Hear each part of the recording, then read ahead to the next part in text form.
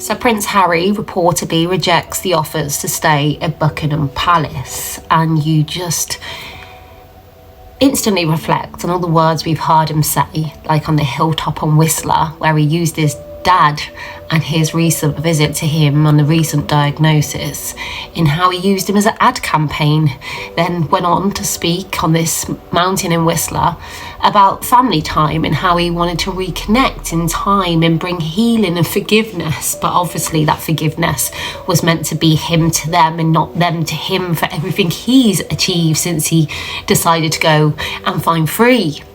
And you're thinking, what universe is this okay? Because if anyone before me was doing this to their frail and weak dad, who was battling either radiotherapy or chemotherapy, and they want to play games on the world stage and still humiliate them in this way, it's still being dragged out 6 years later. The Queen died under Harry and Meghan's evil reign.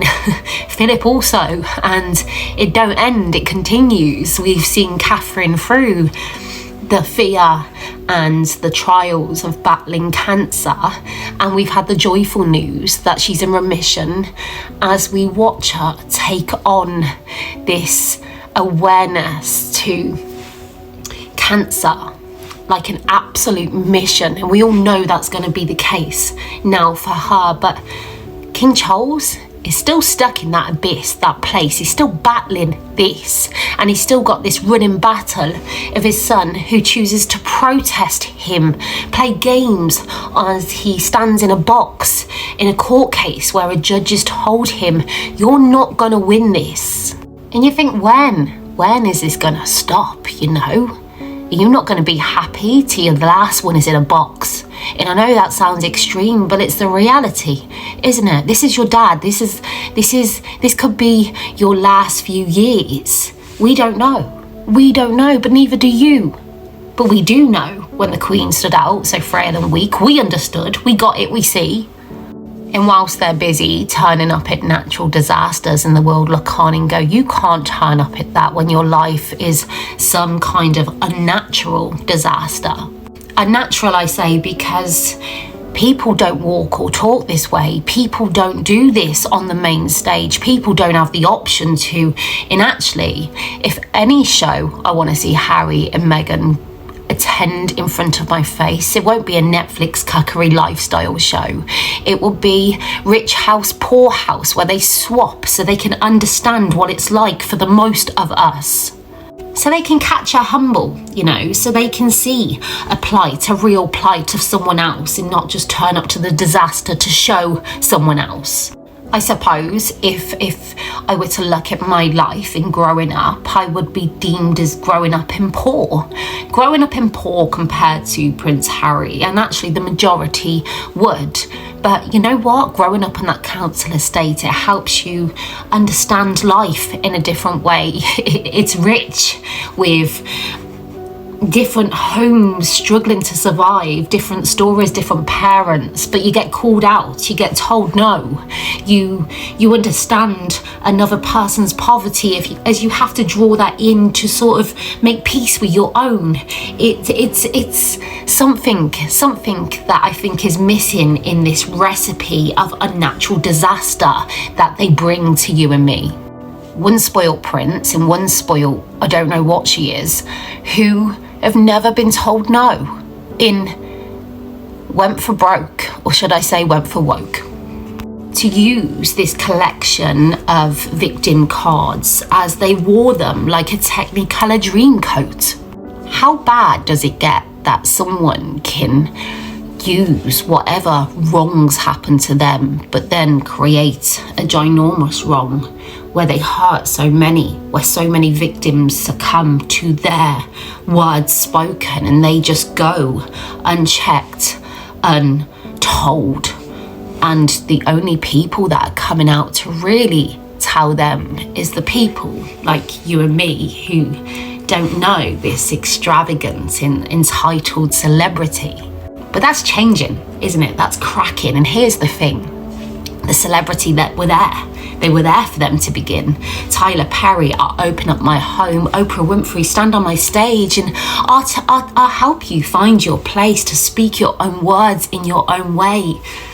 When there's a cause, the celebrities will jump on. They will wear you like a pin badge.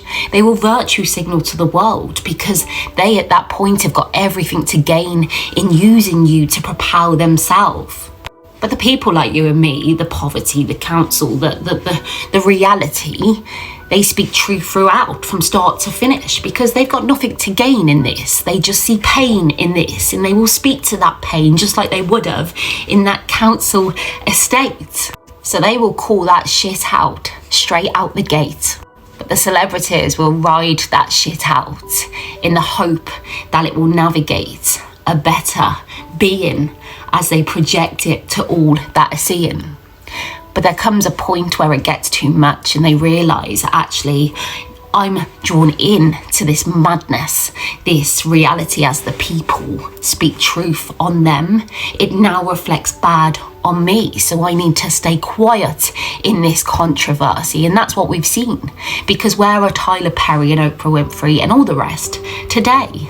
Quiet, silence, you could hear a pin drop, in the hope that they'll blend in and people will forget that they were the ones propelling them. But then it gets too much, where Harry and Meghan step in and step over the ashes of burned down homes of another who can't even get in to see their broken down place in which it honed so many memories. And then those celebrities start to realise that actually their downfall, if I don't speak out against, I'm now going to plummet with them, because now I've got everything to lose in this game that I encourage them to play. I've always said that Harry and Meghan brought to the world the poshest Jeremy Kyle / Jerry Springer show we could have ever witnessed. And if I break it down in my crazy way of analogy and comparisons in which I did as growing up in a kid in domestic violence and this council estate wickedness, I will just say, if you had a set, a format, and some now a man who was wronged in his life, and he'd come out on that stage and we see the hurt, the lies, the deceit he did say, and you mix that audience up with a team of celebrity but real people, what you would get in listening to that story and seeing the backdrop of pain inflicted on others would be a astounding boo across that room, because everyone can judge that person, and they would, as those celebrity also probably judge the people in that audience who also boo, because they're beneath them, they're poor, they're, you know. But if you, I don't know, take Harry, who sat himself on that stage, real time, real life, in this own setup that he made, this Jeremy Kyle, Jerry Springer-esque show, and he spoke the wrongs that happened to him, and he barraged torture, hate, words against his family name, and we see the backdrop of pain in the same way. And in that room you had that audience of celebrity and the people. What you get and what you have seen is the people boo. Those people boo because they see an equal. They see a broken compass regardless of your money and your wealth or your platform in which you can sell. But the celebrities will remain quiet because they don't need to say a lot, because they want to hang on to that prince, that title also. But there comes a time when they have to speak up, because at this point they're going to be booed out of the room also. And being booed out of that room could damage their castle, which they own, their celebrity that they like to call home. So this is the turn, the tide is changing, and I just wish Harry, Meghan will find that free that they got on a jet plane to go and find, as in turn we watch them cause so much pain in controversy, no different to the young lad on a stage who grew up in poverty, who finds himself doing wrong to another, who will get booed by another. But Harry and Meghan have hung out and rode and milked those titles for all that they could, and the celebrities that come and witness have glorified that stage, that stance, when reality is he's just abusing his dad with cancer in front of us. Obviously, all these are my opinions, my thoughts expressed to you like a true movie review.